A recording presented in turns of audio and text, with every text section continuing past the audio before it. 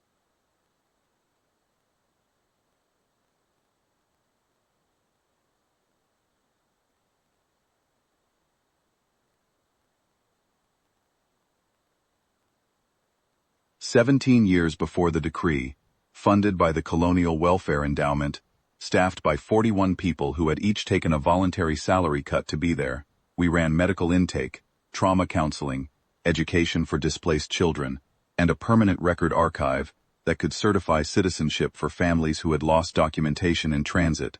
Disasters. We were, by any measure, exactly what the colonial charter said we were supposed to be, a sanctuary.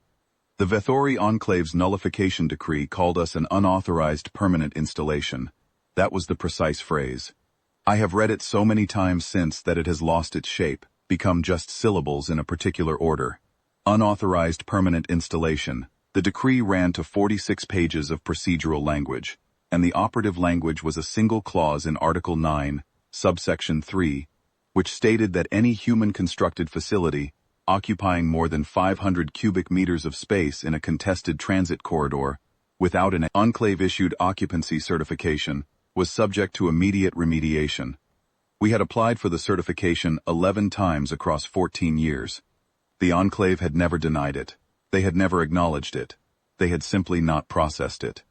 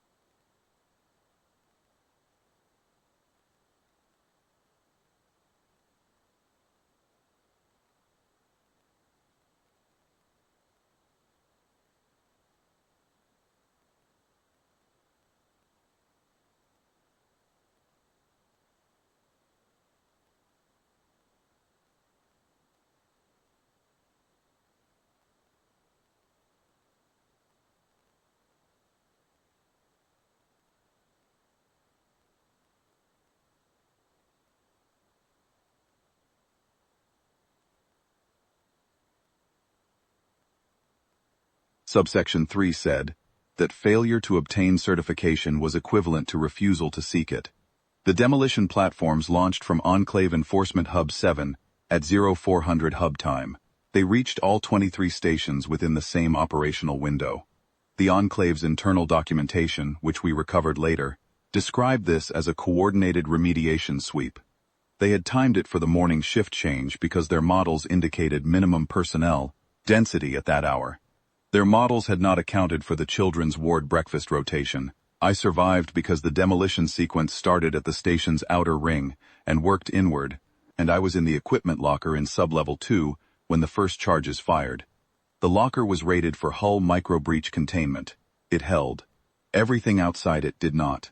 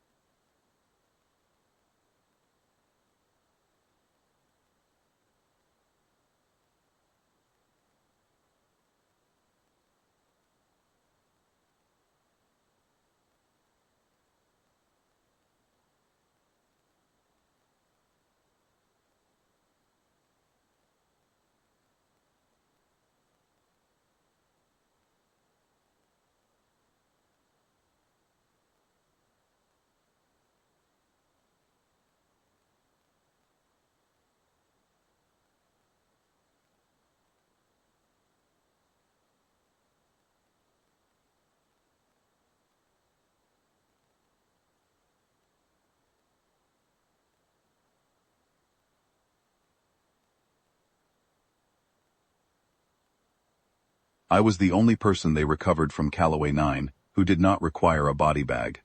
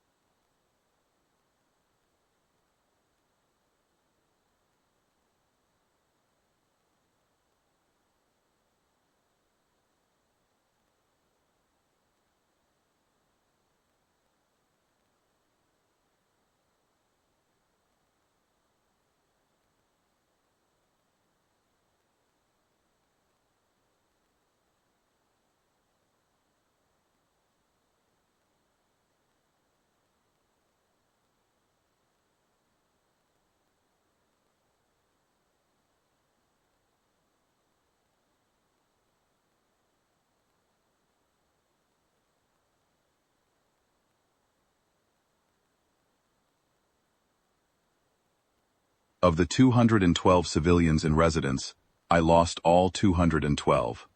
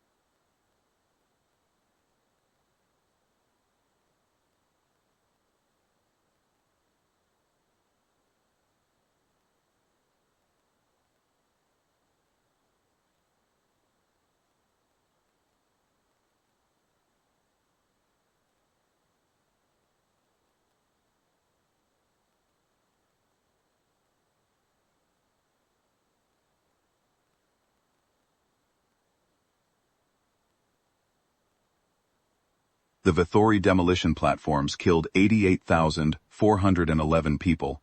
The Enclave's remediation completion report, filed the following morning with the Galactic Administrative Council, listed no casualties. The stations had been classified as unauthorized permanent installations. Under Enclave procedural law, unauthorized permanent installations did not have occupants. They had unauthorized occupants, which was a different legal category. Unauthorized occupants were not accounted for in remediation casualty assessments. 408 of the dead were children under the age of 12.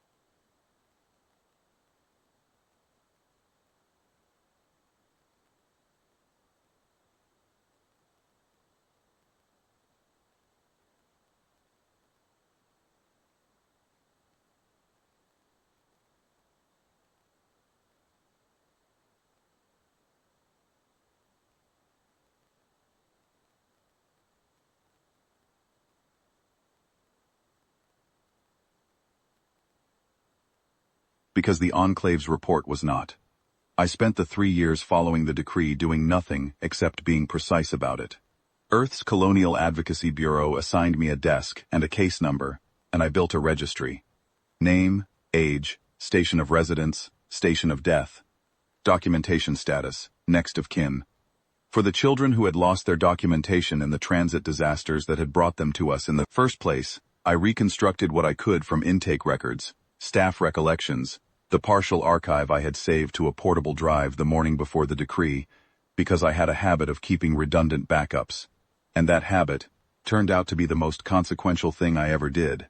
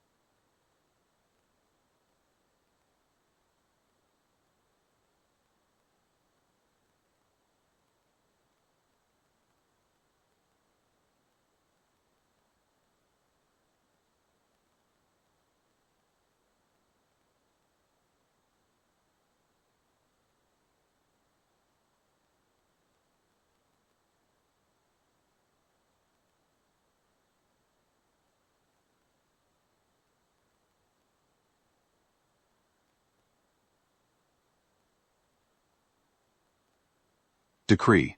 The Council acknowledged receipt in a form letter. They noted that the matter was under procedural review. They noted that the Vethori Enclave had submitted documentation establishing the station's unauthorized status.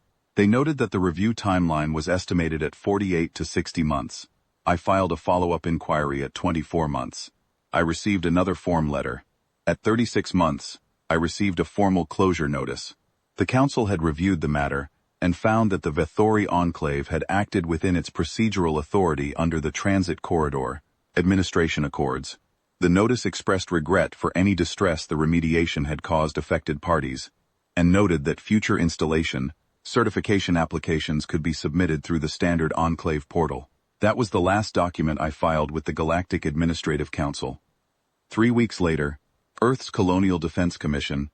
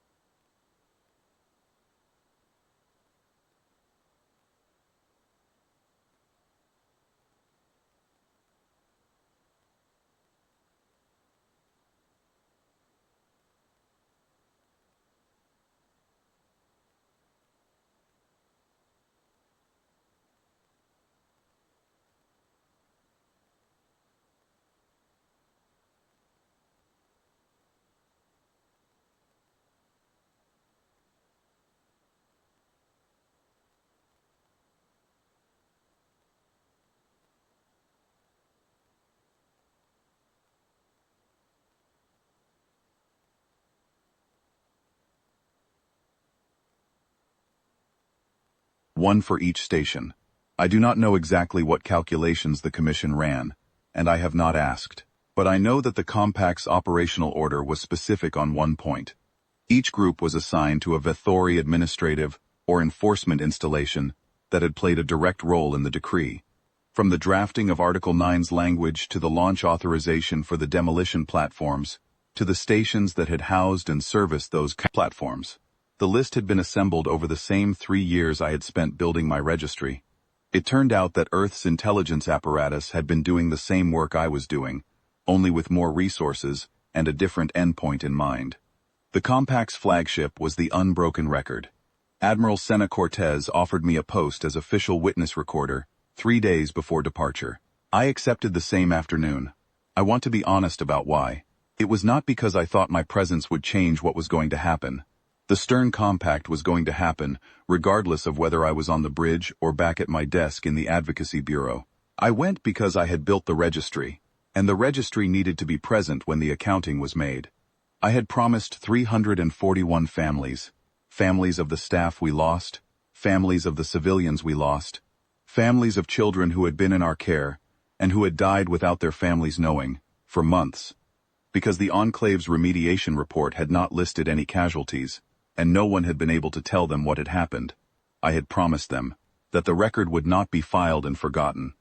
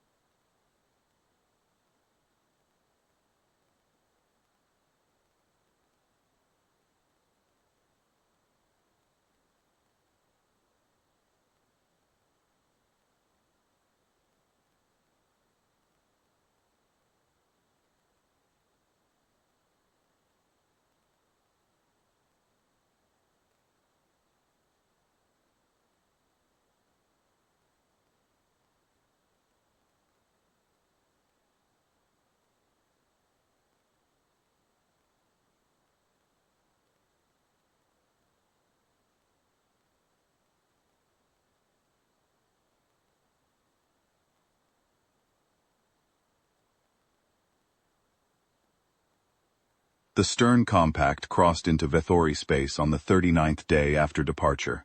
I was on the bridge of the unbroken record when we came out of transit above Enclave Enforcement Hub 7, the same hub that had launched the demolition platforms. Hub 7 was a significant administrative installation. It housed the Enclave's Enforcement Coordination Command, its legal archive, and the processing centers that had handled the remediation sweep documentation. 714 Vethori administrative personnel were on station at the time of our arrival. Enclave law enforcement vessels scrambled from the hub's 3 docking bays within 6 minutes of our transit emergence.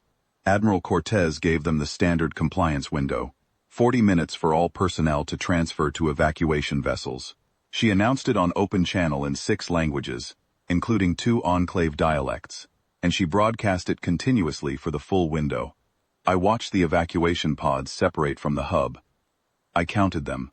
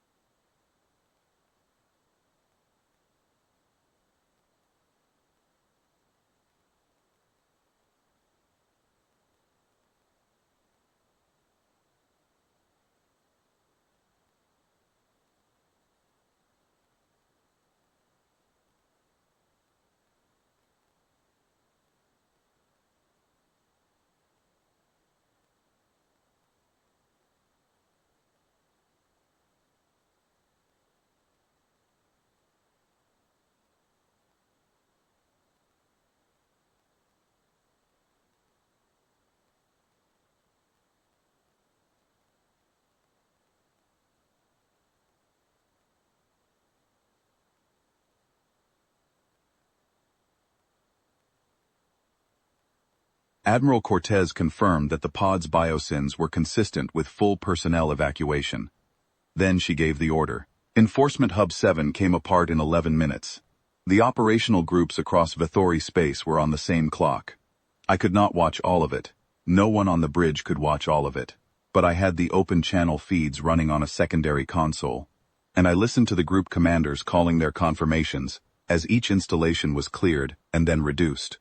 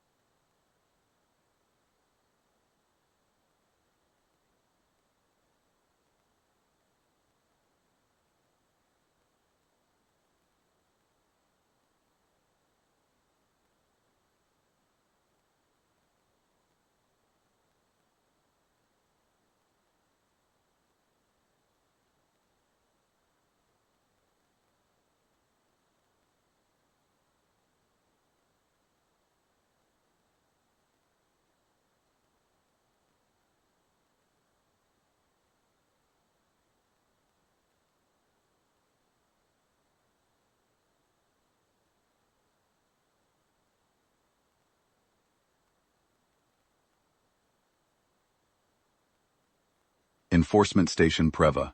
The Platform Maintenance Depot at Kethis Junction.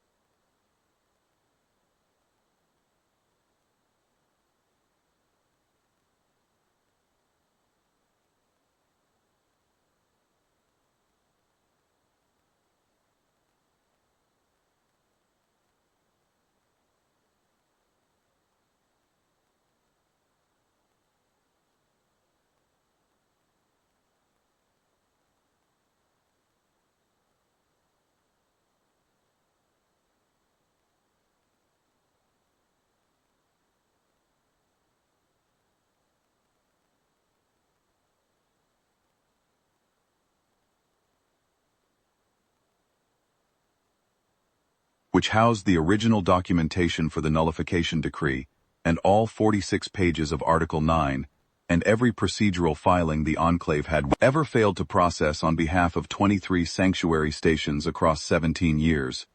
I had been told I could read the registry on open channel if I chose to. I chose to. It took 4 hours and 17 minutes. I read every name in the order I had entered them, station by station, staff first, then civilian residents, then children. I read ages where I had them. I read the names of the documentation I had reconstructed, the intake dates, the case numbers the Enclave's remediation report had declined to assign because it had declined to acknowledge the people those numbers would have represented. I read them anyway. I gave them numbers. I put them in the record. The operational groups called their final confirmations at the 4-hour and 50-minute mark. All 23 Vethori installations on the list had been cleared and reduced. No Vethori personnel casualties had been recorded. The Stern Compact had given every installation its compliance window, broadcast the evacuation order on all frequencies, and waited. When I finished reading the registry, Admiral Cortez opened a channel to the Galactic Administrative Council. She did not say a great deal. She identified the Stern Compact by designation and fleet count. She read Article 9, Subsection 3C of the Vethori Enclave's Transit Corridor Administration Accords into the record. Verbatim, she noted that the Enclave had applied it to 23 human refuge stations, and that Earth had reviewed the matter and found the application inadequate. She said that Earth's review had been filed, that it was not under procedural review, and that it was not subject to a 60-month timeline.